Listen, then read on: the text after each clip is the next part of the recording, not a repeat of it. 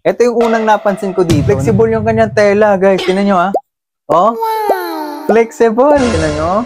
Guys, ang totoo niyan, matagal ko nang gusto magkaroon ng ganitong t-shirt ni Zeke. Ang ganda kasi neto, guys. Tingnan nyo naman. Itong kinuha ko ay coffee, tsaka white. Meron pa siyang logo na tinahi dito. So, itong kinuha ko ay large.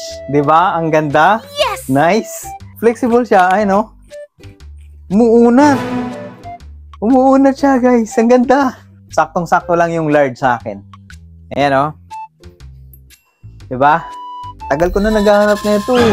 Tsaka yung quality ng tahi, hindi rin basta-basta. Maganda yung kanyang tahi. Ayan, binaliktad ko to para mapakita sa inyo yung kanyang tahi. Tingnan nyo guys yung tahi niya. Diba? Pulidong-pulido. Tingnan nyo. Tapos itong likod na to, mayroon pang logo ng Zeke. Hindi mainit sa katawan actually. Ganyan siya kanipis. Hindi yung makapal na parang cotton na makapal. So yan guys, kung mahilig kayo sa mga ganitong design ng t-shirt, nandyan sa baba yung link nito. Mag-order kayo, ang ganda.